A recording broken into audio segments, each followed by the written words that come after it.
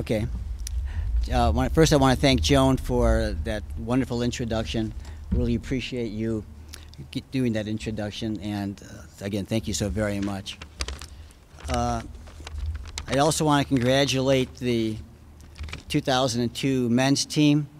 I had an opportunity to get together with some of them last night. We had a good time, able to catch up on some of the old days. With Mike Dunlap, a great coach, great man, and I'll be talking a little bit more about him in a few minutes. And two very special athletes, Natasha and Stephanie. They were very special to me while they were in school, and they're still very special young ladies. It's a very special day for me. I'm proud to accept this award. I'm proud that my family is here, my kids, my grandkids, my beautiful wife, Sue. And there's so many friends that I've met that are here. And I've met most of you through the athletic department. And it's just wonderful that you all came out tonight for all of the inductees. So thank you, everyone, for doing that. I was extremely fortunate to have worked with two exceptional athletic directors. Bill Hellman, who is in the Hall of Fame.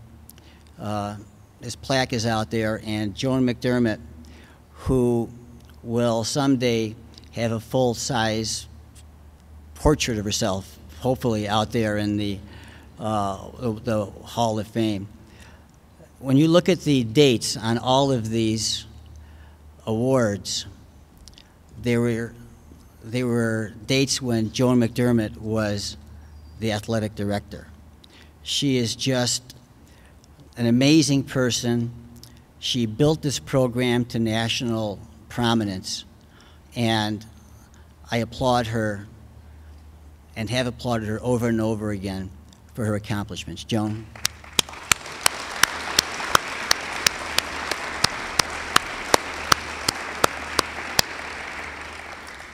Joan mentioned several of the initiatives that we were able to complete during the time that I was here.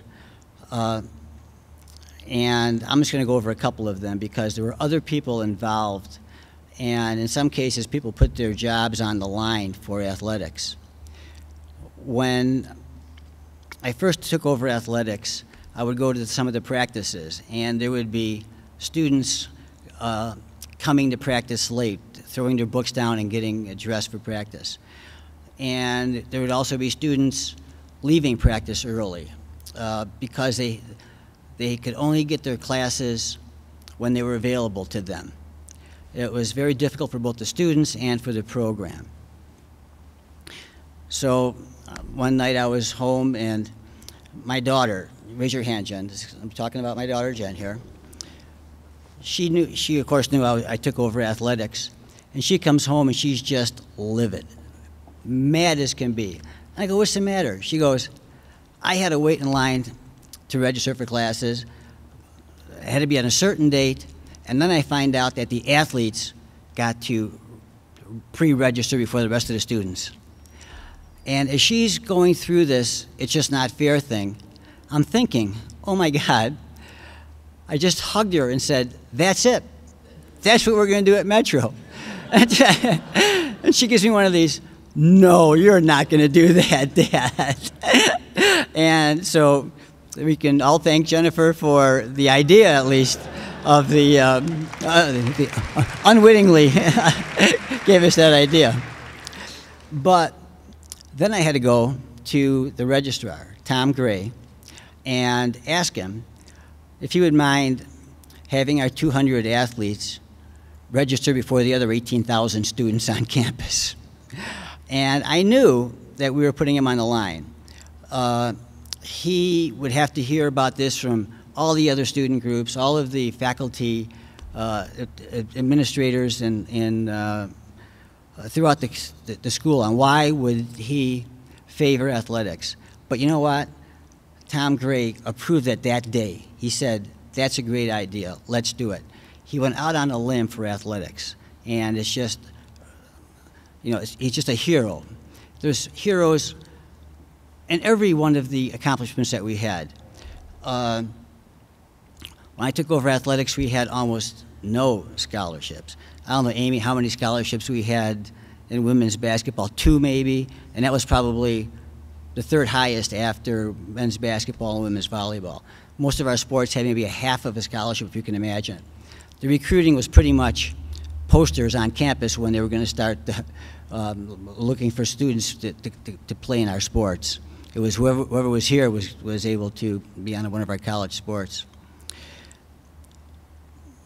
I convinced our president, and Sheila Kaplan, and the vice president for student affairs, Vern Haley, to give, first I requested that they give athletics full scholarships, full academic scholarships in every sport for both in-state and out-of-state students.